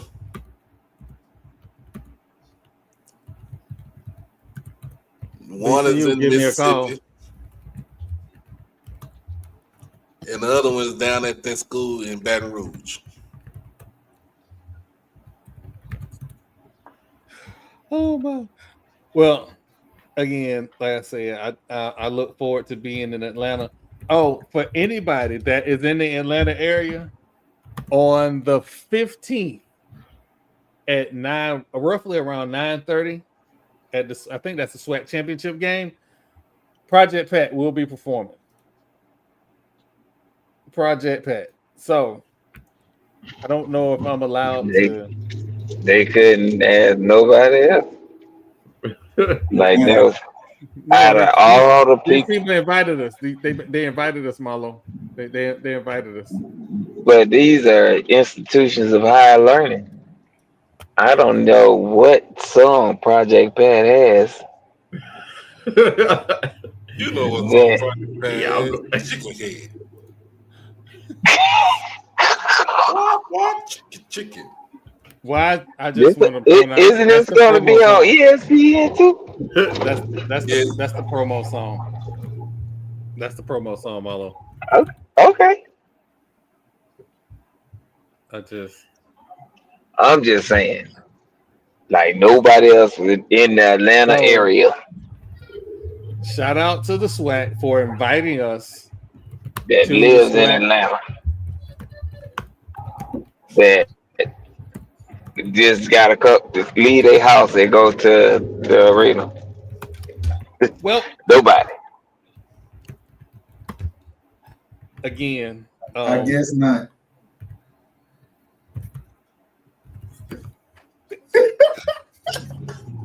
They can ask them the day of the show, and like y'all gonna be in the crib this weekend. I'm just saying. And the crazy part about it, I like Project Pat. I really think he makes some extremely ratchet music, and I like that kind of stuff. I just don't know if that's the music you want to be playing at a halftime or pregame of. I don't know. Maybe it's just me.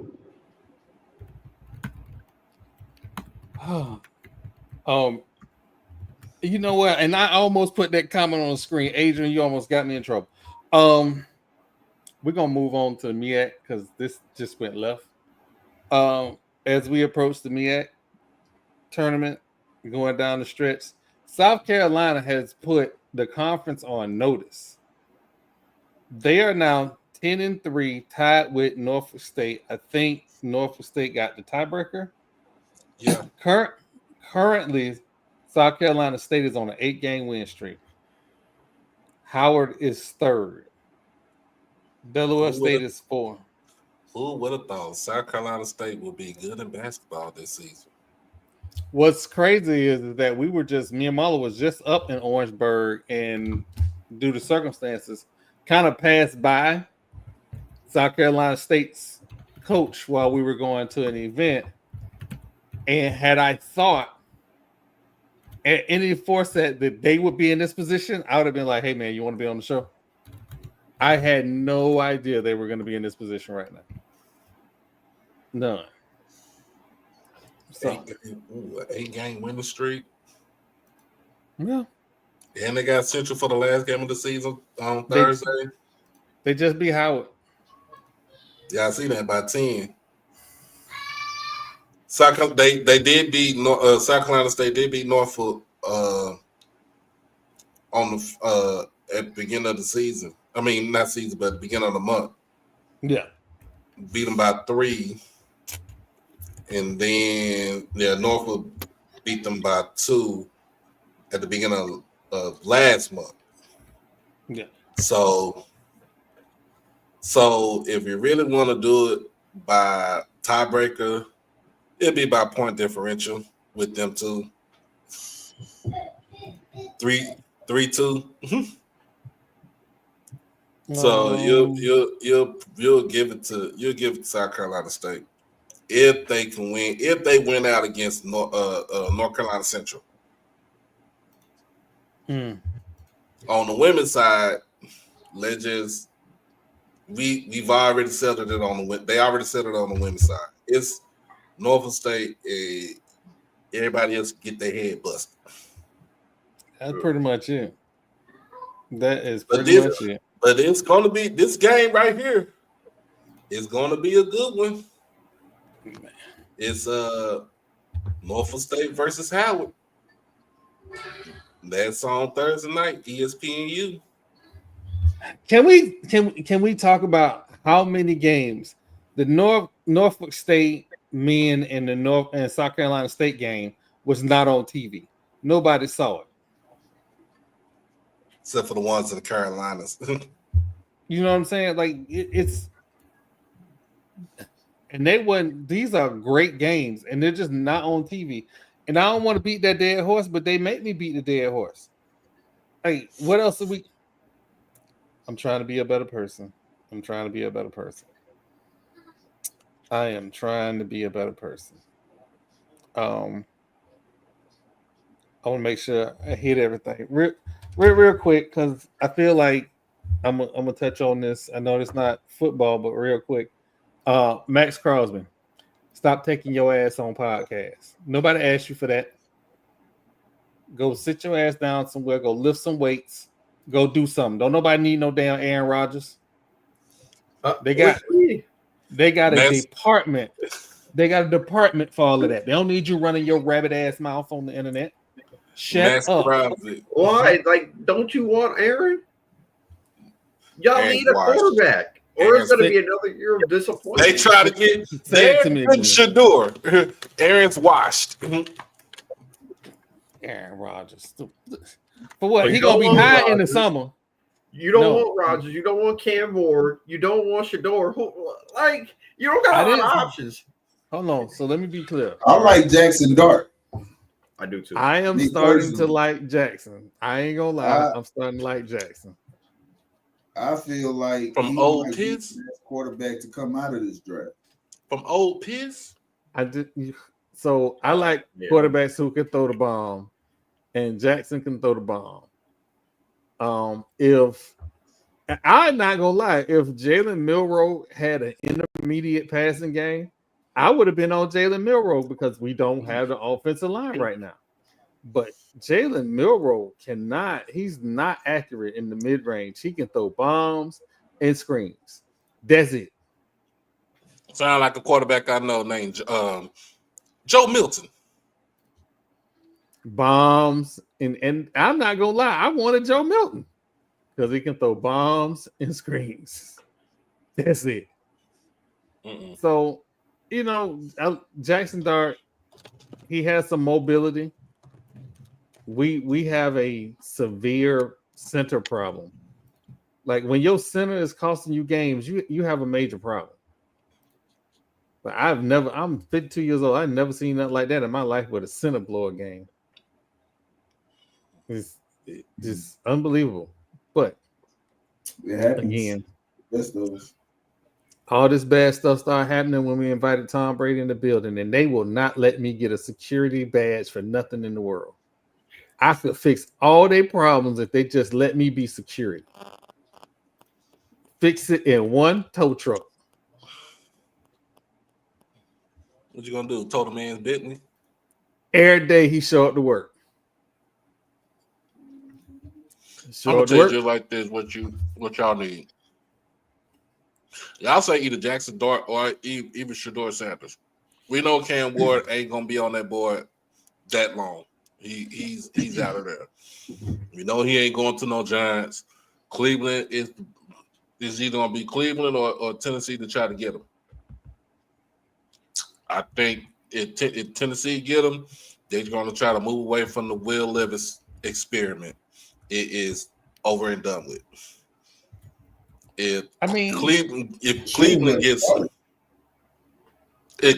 gets him, this just adds to the way too many quarterbacks they have drafted in the first round since they even came back as a franchise. They don't have a choice though.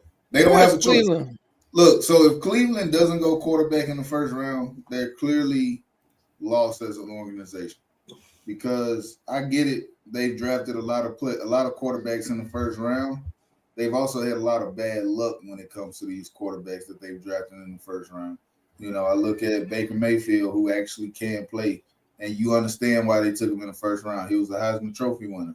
Mm-hmm. Even going back to their inception, drafting Tim Couch, who actually was a pretty decent quarterback when he was at Kentucky. Yeah, he was a very good quarterback in college. They've just had bad luck. I think the organization is cursed. I don't care who they draft. They're probably not going to win. They're most likely going to lose Myles Garrett this offseason. If you're a Browns fan, I'm sorry. I don't know when y'all are ever going to win. It may not be this century, you know, but they have to go quarterback. They have to go quarterback. If they that's Lois. I'm sorry. You know, if they can get Shador, I feel bad for Shador. It's going to be a long road, you know, especially given his particular skill set. He cannot escape the pocket at the pro level. I don't see it happening. I think he's going to be a pocket passer. If he's going to be an elite player in the league, he has to be able to extend plays. And I say that not in a way where we're extending and turning the ball over. You got to do it effectively. You can't run when just because your first read ain't there. This is why we practice. This is why we practice and prepare for the game. And you can tell which players be prepared and which ones don't. When I go back and look at Jackson Dart, he looked prepared for almost every game they played this year. You know, outside of the intangibles, he was prepared. That's why I give him the highest grade out of all of the quarterbacks, because even Cam Ward just kind of seemed like he was winging it at times. He had very slow starts, and that doesn't show me that he was always 100% prepared for the game. And he had Kyle McCord. About who? Kyle McCord. I like Kyle McCord. I don't know if he's first round talent. I don't know if he has the arm talent to be able to be considered a first round player. All right, so he can't make all the throws. That's all I'm saying. Gotcha. Well, you know, this is the time of the podcast where I typically get TP in trouble. So I'm gonna try not to get TP in trouble. Did y'all see Neil Long post? Did you see it?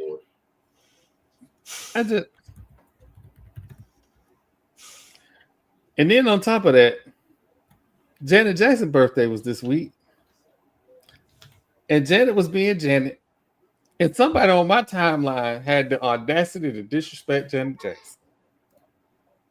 First off, sir, that is Miss Jackson. Because I am most definitely nasty. And most definitely, whatever she want to wear on her birthday, she can wear because her name is Miss Jackson. That being said, Neil Long, you know what? The highlights of my week, Janet Jackson, Neil Long, and Coach Thornton at Alabama A&M. I was threatened with a buck knife by an alumni from a rival school about Coach Thornton.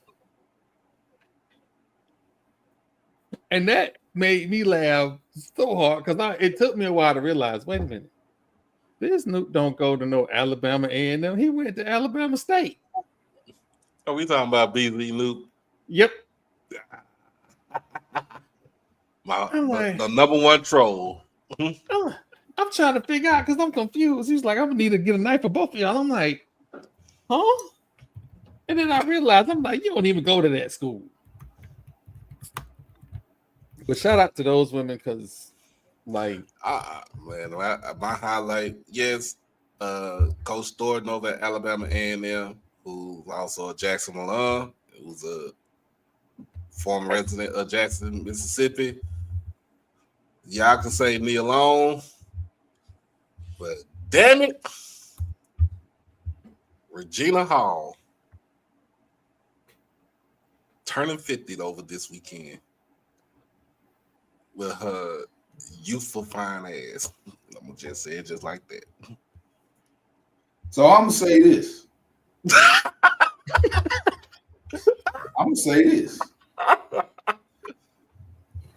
Shout out to my wife who celebrated her 32nd birthday this weekend. We had a blast. That's my mom dog. came to town, you know, and she got to get her grown and sexy on, and you know, we went out and had a time. So shout out to her, my beautiful wife. And I'm gonna just leave it at that. I don't care about none of them celebrities, you know. Too many times we focus on things that are irrelevant. But I get it. I mean, that being said, look, this week has been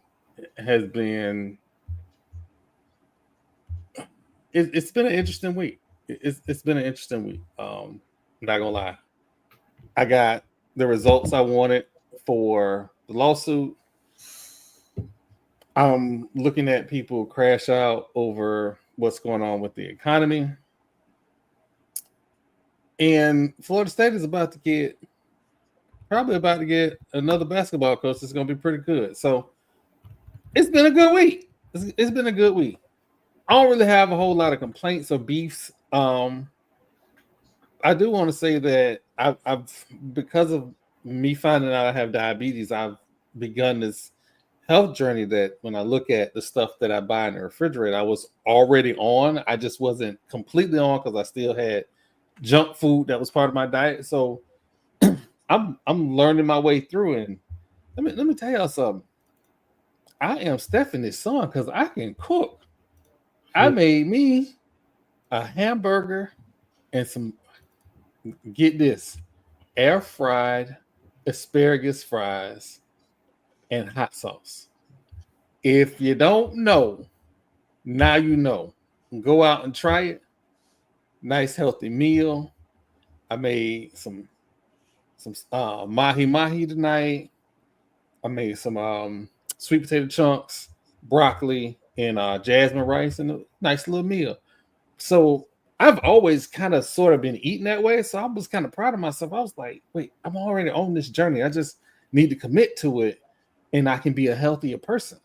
I've lost 9 pounds in the last week and a couple days. So I'm happy. It could have been worse. Because like I was telling y'all before, every doctor that I had went to in the last 3 years, I had not gotten screened for diabetes. And this doctor, the black doctor, said, hey, let's go ahead and check that. Let's check your blood, check A1C, and oh my God, I got diabetes. So shout out to Just Medical in Temple Terrace. Brother is absolutely amazing over there. But I'm on this journey and I feel better. The pounds say I look better. I'm gonna go back to the gym here in a little bit when I feel like I can control my body and whatnot with this new diet. But I feel good. I'm in good shape. I just got to figure out when homecoming come, how I can drink my moonshine at homecoming. That's gonna be the big test. When I figure that out, then I'm good. TP, what you got for us this week? I'm gonna just keep it short and simple. The NBA playoff race is in full swing. A lot of teams on the bubble that's fighting to get in. You know, sad news that came out of Dallas. We already hit on that. As far as the East goes, 6 through 8 is still wide open. I feel like there's at least 5 teams that have an opportunity to jump up there and get back into the swing of things. Is also in the West as well. Like I said, Dallas sitting at 10. You know, Golden State is in the mix. You know, at the bottom half of that. So, this is about the time that we start to actually pay attention to the NBA. You know, I get it, it's March Madness. You know, start to wrap up the college basketball season, and we'll see more going forward as far as like where teams get seeded, what's their chances of making it to the Final Four, both men and women's. So we will definitely be keeping y'all tuned on that. But yeah, that's pretty much all I got for you this week. We just gonna keep paying attention to what's going on with the playoff races and March Madness. You know, cause see, I got it. I know like hell Marlon ain't got on the Florida State shirt. Ain't no way.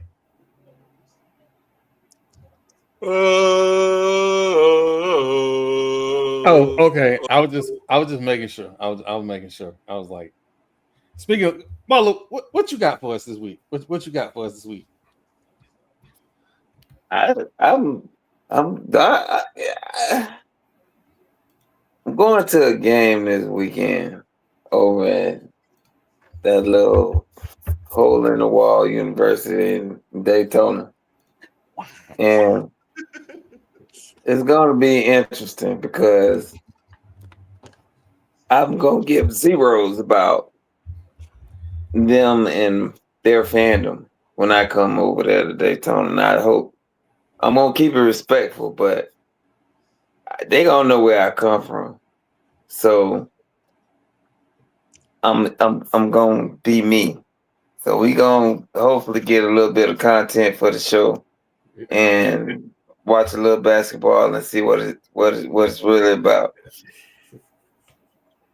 I'm gonna do a whole little lead up to the game, walking the campus and everything.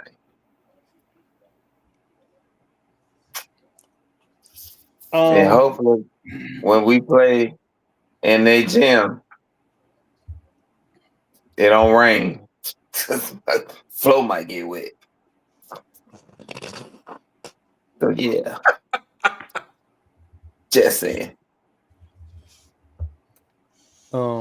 Fans, the reason that I don't complain when people don't call me back is because I understand.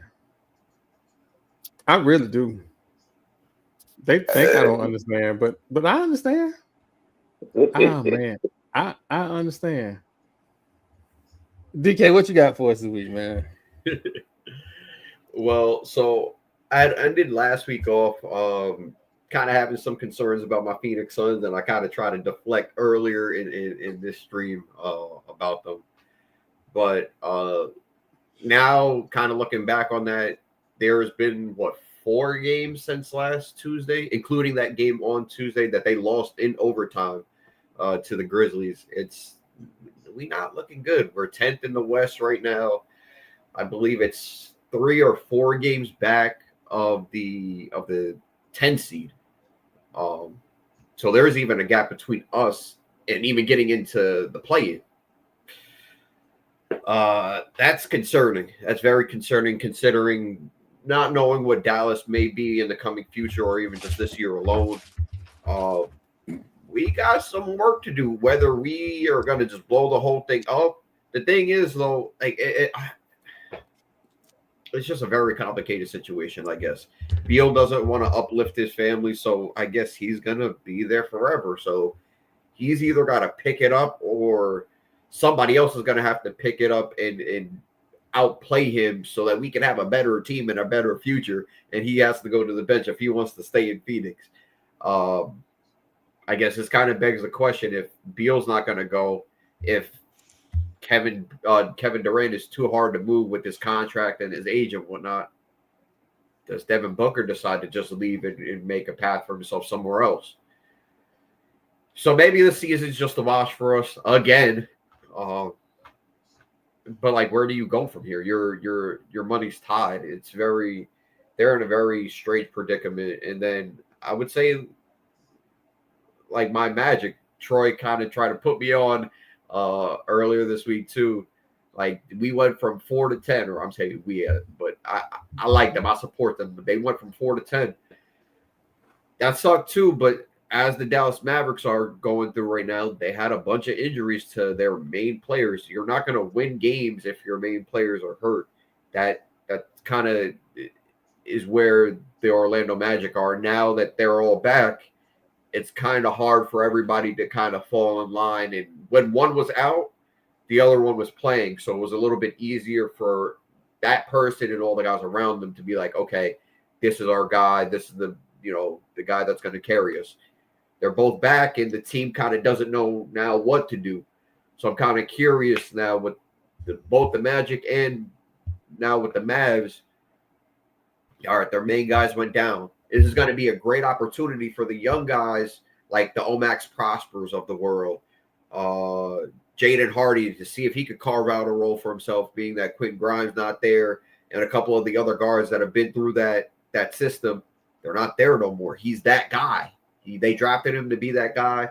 He's got the playing time. So let's see where some of these young guys are, and let's see where these teams are come this time next year, because this season for them is like a little bit of a wash. But as for everybody else, it's gonna be something. This playoff race is gonna be something. But that's my time for this week, guys. All right, Doc. You go ahead and bring it home. All right, so of course, Troy texted me earlier, asked me if I was all right. Trying to find, I found out about the Kyrie injury last night. Told him I was good. I've been sleeping. I had slept through a storm. We had a tornado over that was close to my house. E1 tornado that touched down in Irving, over here in South Irving. Early this morning, I was not affected because it was probably like 2 miles away from me, but I slept through it. Now, this is something that I cannot sleep through. We talked about this last week with the young man from Southern losing, succumbing to injuries, from due to hazing. Now, I'm about to go on to some real stuff. A couple of years ago, about 6 years ago, I was working at Jimmy Jazz. I was an assistant manager, then moved up to store manager. But at this specific time, I was an assistant manager, and I worked at the Parks Mall in Arlington, at that location. And I came across a young man. Name is Ronnie Smith, but he goes by his rap name, Get Money Lil Ronnie, or GS Lil Ronnie, or I will just call him Lil Ronnie. I call him Ronnie. That was 5-6 years ago. That was when he was in his mid-20s, and he was making, he was rapping with the likes of a Go Yayo, which is his homeboy. They all out of Fort Worth, on rapping with Yellow Beezy on a remix song. But I befriended this guy. We used to work, I used to give him, try to give him sneakers. I ain't gonna give him to him on the low, but he came in, buying sneakers. We saved before him because we knew he was good for it. He also, of course, put me some money up under the table and stuff like that. It's cool. But, just to sit there and talk to him like he was a real, he was in the streets, but at the same time, he was still a real good person to talk to because he wanted to know what's going on with you. I wanted to know what's going on with him and everything. So Yesterday morning, I don't know what time it was, over in Southwest Fort Worth, in the section called Forest Hill. He was at a car wash with his 5-year-old daughter where he was gunned down. Him and his daughter was gunned down at the car wash. And when I found out about the news yesterday, I didn't cry, but it irked me. It irked me to my soul because this man was, even though, yeah, you can say he's the street dude, but what if he wasn't in the street? What if he was just trying to make a living being a rapper and being there for his kids? But to hear about not just him, but his 5-year-old daughter getting gunned down at a car wash hurt me because I'm a girl dad. That's all I got is girls. And I'll be damned if in them, me or my kids, not even get put in that situation, but if something happened to them. Protect what is most important, and that's them. And he tried to protect his daughter because he tried to run away while they were shooting at the car. But apparently she got hit first. And he ran away from the car and they gunned him down. In broad daylight, like a dog.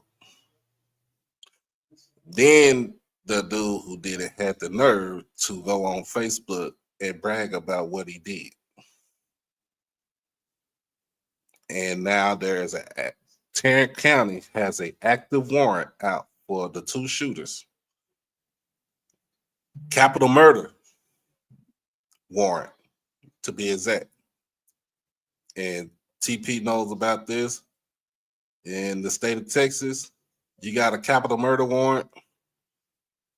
You get tried and convicted. That ain't no life in prison.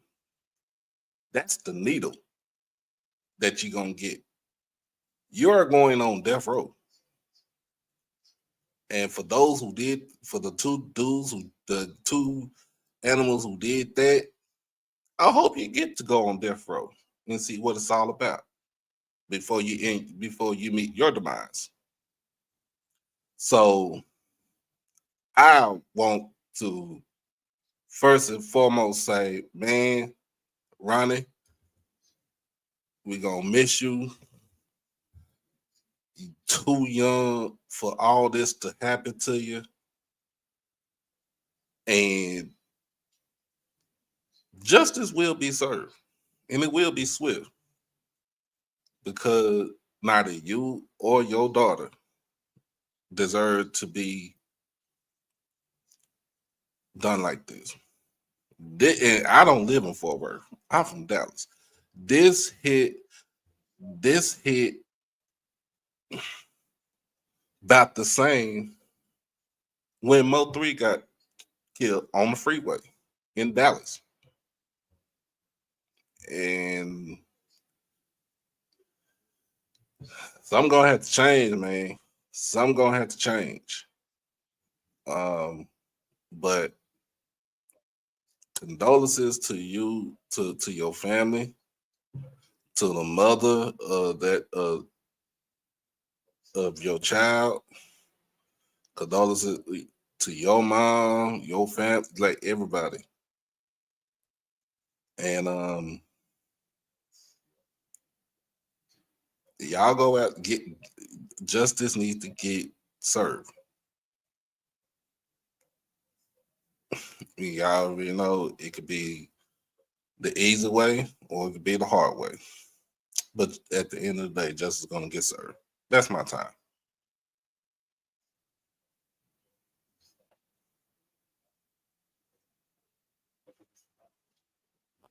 Again, I want to thank Doc for coming on to the Madness Basketball Podcast. Please take life seriously. It's not a joke. It's really not. For the people in Daytona that may be watching, it is all jokes. All jokes. Marlo, they have not called back. Chill out. But I don't know what you're talking about. This is me talking. I can buy a ticket. Fuck them. I'm still pulling up.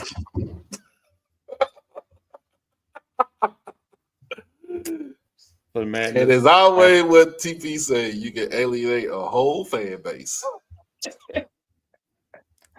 again, for the Madness Basketball Podcast, we are out.